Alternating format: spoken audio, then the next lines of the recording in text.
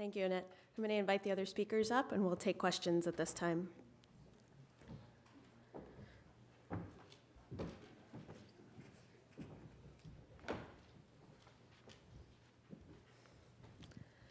Other questions from the audience?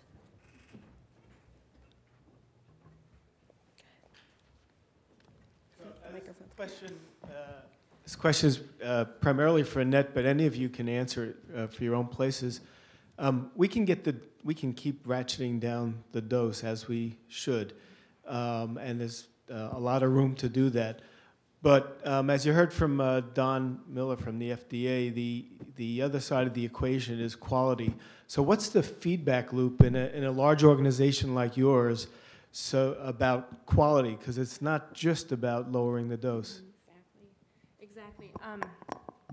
You know, we cannot make any changes to our protocols, obviously, without walking through the steps and without sharing with the radiologists that we work with that this is happening. We've had really good feedback from the RADs as far as, you know, I'm not seeing any impact in image quality, so definitely let's make this move. But on the other hand, we have had some RADs that have said, hey, wait a minute, this is getting too grainy. We need to make sure that we're still keeping quality images. Also, we have to make sure when our physicist comes in, you know, there's different guidelines that we have to continue to follow for the ACR accreditation. So, you know, quality imaging is always first. We need to make sure, and that's stressed with our tech teams when we go out to the markets. We need to make sure that we still have quality diagnostic images above all, but at the lowest dose possible. Did I answer your question? I'm not sure how does that feedback occur? Oh, we actually, no, we become road warriors. We have, me and my boss does tend to help with this as well when she's available. We actually fly out to each of the individual markets and meet with the CT techs and the radiologists out there. So that's where the exchange occurs. You know, it's face-to-face. We meet together. We don't have a formal dose committee like this organization does, but we have, you know, maybe a little mini committee that we meet with each of the individual markets and have that feedback. Other questions? I'd just like to say that there's a standard deviation also primarily with GE scanners, because that's what I'm most familiar with. And there's a range there that the radiologists are comfortable with, and we don't really go below that minimum standard deviation when we're looking at the protocols. And so that's what we do. I speak directly to the radiologist. The radiologist tells me what he wants. We may do like some preliminary scans for the day. He may say, well, for the rest of the afternoon, let's try this dose reduction technique. And then we determine, hey, okay, we'll make that change. And if we make that change, I can lock the protocols down on all of the scanners. I think also that it's not you don't go from here to here. Exactly. Like from 9 a.m. to 3 p.m. because you're just going to frustrate everyone at that point. But it's that little tweaking, and then you keep it that way, and then all of a sudden one day the radiologist say, you know, I think we can do a little better on this scan, and then you're just taking it down that way. But obviously you need to engage them all, otherwise you just alienate them. Especially if you get like ACER technology. You don't want to use it all at once, because your radiologists have gotten used to reading exams at a higher level and a very, very low noise index. And so if you just do it all at one time, you're going to get a lot of negative feedback from your radiologist. So you need to tweak it down a little bit at a time. And dose index registry allows you to kind of work that way. Yeah. We have a mic. As far as I noticed there's a variety of folks reporting CTDI vol versus DLP. I'm just wondering how we're going to manage that over time for the normal consumers of how to report. And I guess the NRDR is going to help with that. But I was wondering why you had preferences with CTDI vol versus DLP, and how are we going to correct for phantoms for the size and that kind of thing? Well, we use the CTDI because we're a pediatric hospital, and there are some limits that are published by the ACR specific to a specific scan. So it's a benchmark there that we can say, okay, that's the benchmark. Where are we in relation to that? That's why we've chosen to start there. We use both of them. We think it's important that you look at both of the reports.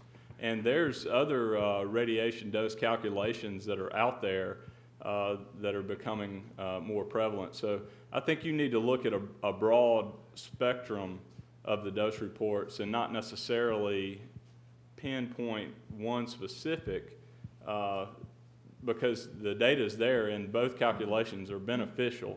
But if you do use CT-DI-vol, like Annette is using, I can't even imagine managing 60 CT scanners.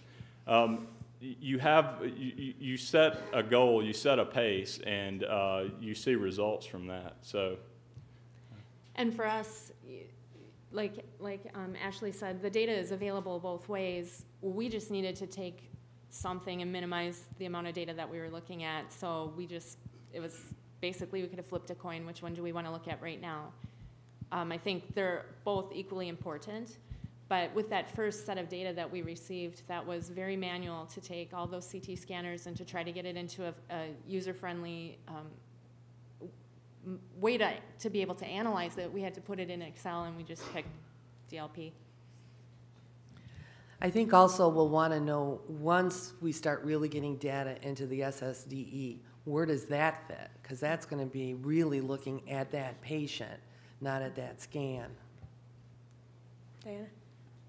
So I, as a physicist, prefer CTDI-vol because the dose length product includes things like patient height confounders and technologist preference. On the other hand, the CTDI-vol is also getting, I think, a little messed up by the bolus tracking doses that are showing up on our dose reports. And I'm kind of wondering, is anybody else cluing into this, that sometimes that bolus tracking number winds up being higher than the others in that pass, in that exam, and that may be kind of biasing and making inaccurate, actually, some of these totals that we're looking at. I'm not exactly sure. Tessa, are we taking the highest CT-DI-vol out of the series, and is that the data that's getting uploaded to the dose index registry? I think that's, yeah, and Maitre can confirm, yeah. So we get all the data and we take the highest series, and that's what the pictures are based on. The spreadsheets have everything. But I guess what she's saying is if that CT-DI-vol on the bolus tracking is actually higher than the scan itself, what is getting reported? I think right now the bolus tracking is probably getting reported. Right, so I think that's one of the things that would be nice to really figure out somehow. Otherwise, we'll be making changes in the scan that won't be showing up on the results because it's all tied up in patients who have longer circulation times, and we'll never fix that. Right, and we're working with the committee to come up with some algorithm to identify them in general. Good, I'm glad to hear that. There was another question somewhere on this side of the room. Yes.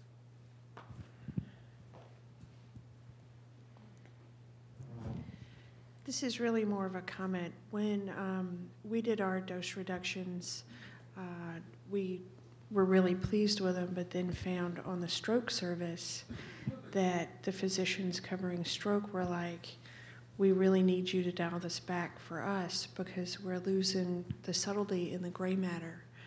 And so I went to our lead tech and I'm like, okay, so how do we do something this specific? Because when you're looking at somebody with an acute stroke, CT dose radiation value is really not the most important consideration.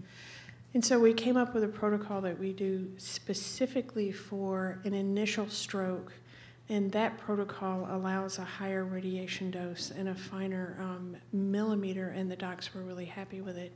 And then for the follow-up imaging or for other imaging, then they go back to the protocol that has it dialed back again.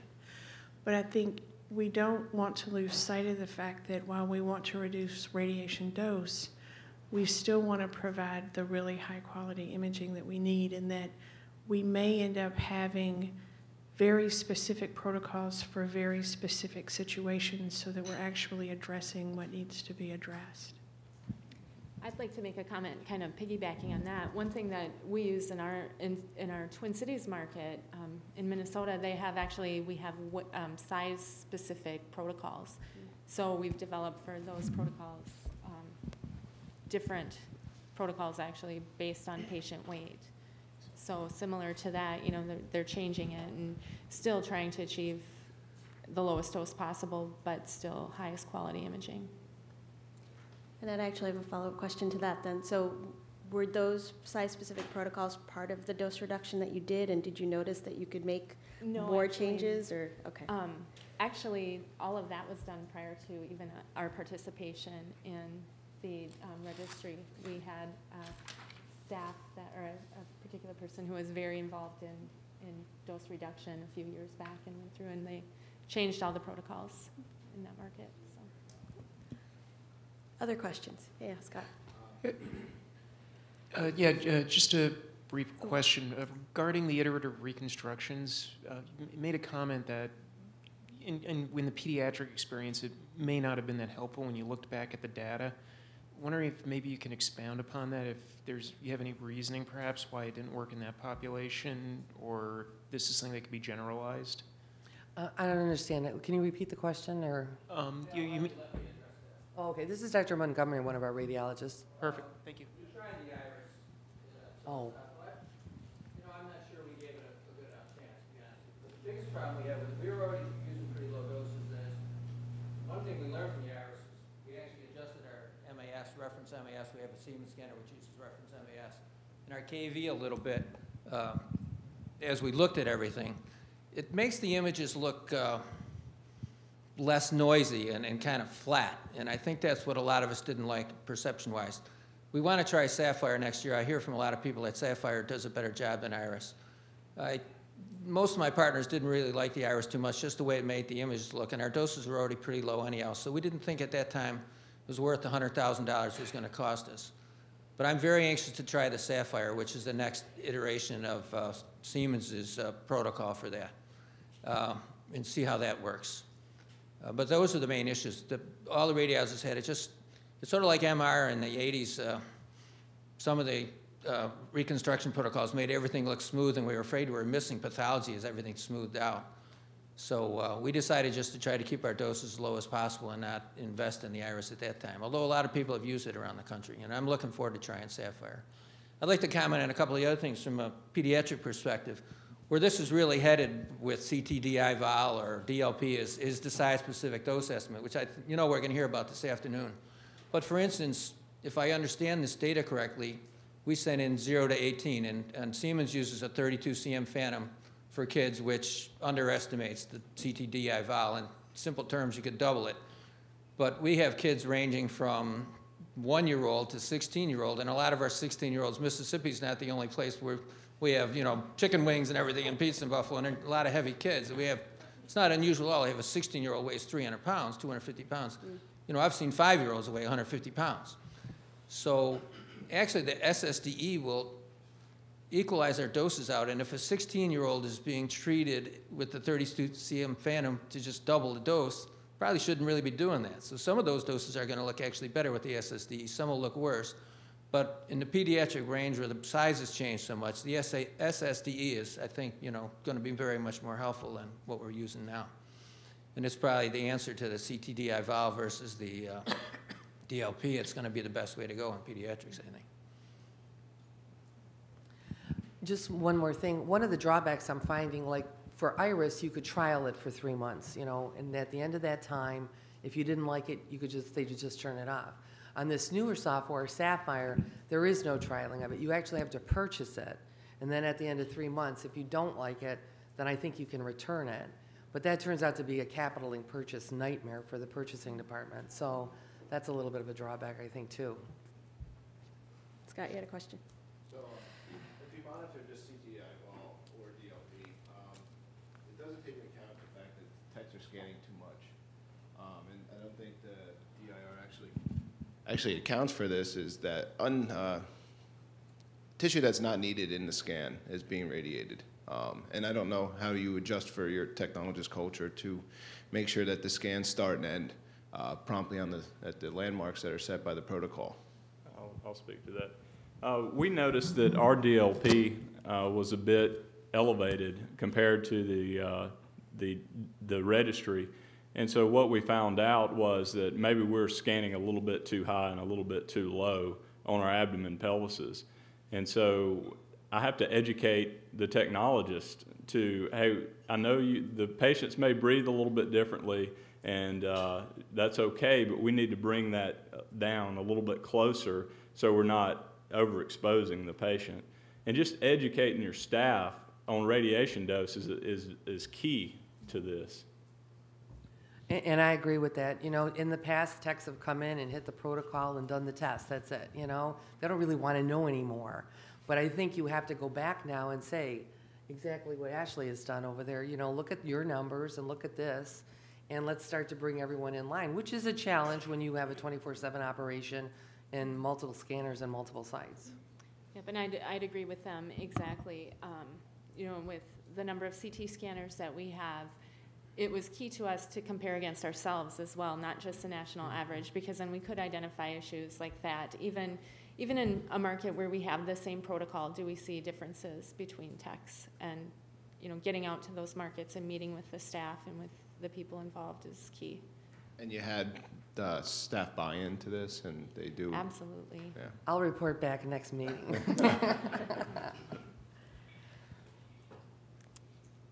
Kalpana. I have one question for those of you who are doing the daily lookup to your DIR data, which I don't do. I'm a physicist at the University of Washington. But I'm curious, what were the outliers when you were identifying them? What were the reasons for the outliers? Was it really dose related? It could also be that the patient was positioned center, you know, directly in the ISO center, which affects the automatic tube current modulation. So I'm curious whether you identified what were the most common causes for those daily outliers, besides the usual patient size or, you know, obese protocol or things like that. I think that the main thing was just the educational aspect of what the DIR has brought to the table. Now we have something to reference and show our technologist and say, hey, putting our patient in ISO center is this important, and we have the data to support that, and it kind of gains their interest a little bit more. So when we started the DIR back in November, really more education about dose really became more prevalent in the day-to-day work habits. And so some of the outliers were maybe double scans, perfusion imaging. We do a lot of perfusion imaging in our facility. And so I think that the educational aspect all over the gamut really is what helps. And I'll speak to the outliers that we looked into. You know, we found similar things, double scanning, patient moves, so that the tech needed to rescan. Or we'd find a situation where we're looking at what we think is an abdomen or just a chest, but it was truly a chest, abdomen, pelvis. And until we looked into it, you know, that's going to be an outlier on if you're looking just at chest exams, but you have one of those mixed in. But then in that market 8, if you remember on my heat graph, the really red market, we found that nobody had really looked at what they had set these protocols up at, and their max MA was really high. So, you know, we've uncovered true reduction and then just some things where we had to adjust how we're naming the exams. Olaf. Hi, I run the dose monitoring program at Duke University, and I'd just like to add on to what you guys have already said about the outliers. We found 3 main causes of inconsistency in our dose. A few of them have already been mentioned. Patient size, if you have a large patient, you need to up the tube current. Also, patient positioning if they're not at ISO center. But a third one I'd like to point out is on the GE scanners, they are orientation specific. So if you switch from head to foot scanning or foot to head scanning or supine versus prone, it will sometimes turn off your tube current modulation. So that can lead to outliers.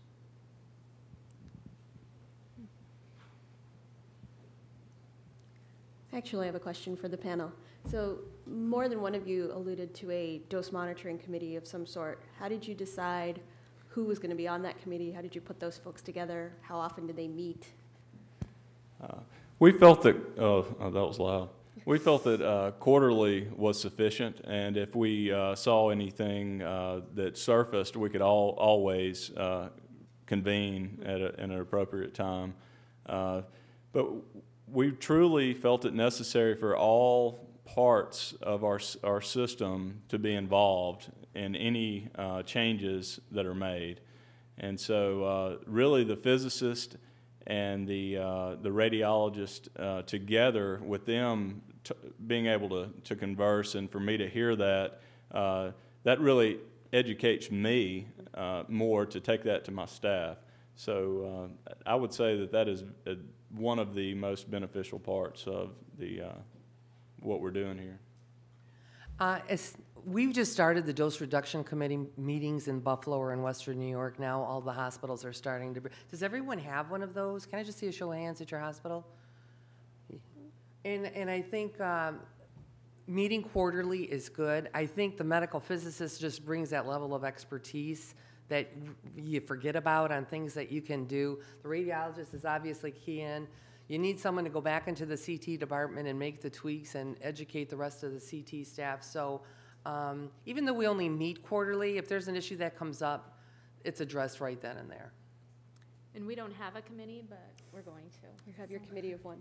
Yeah, a committee of one and a half when she's available. But I mean, I think it's important, and I'd like to, you know, probably use their expertise and knowledge in who they chose and who they selected. You know, with our market being so large, it's going to be difficult to get people that can be together at times. But I think we definitely need to move to that. And I'd just like to, I'm sorry, the PQI aspect brings the radiologist on board, so you can always take that to your radiologist for the PQI.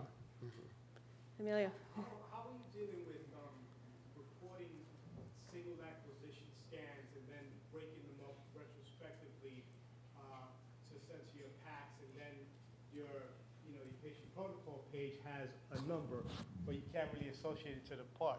So how do you deal with that? Do you exclude that, or you don't look at that? Because a lot of scans nowadays are done single acquisition and then broken up retrospectively to then send to PACS. So how do you deal with that when you don't know exactly what the number is for that particular body part? I think what you're saying is the different series. Mm-hmm. So if I'm scanning an aortogram and it's covering the chest, abdomen, pelvis in one swipe, you can use your DLP because you know the total, but then if you're sending it to the dose index, how does that be broken up and say, well, this amount of radiation or DLPs for the chest and for the abdomen, pelvis? I've been experiencing that problem where we can't break it up.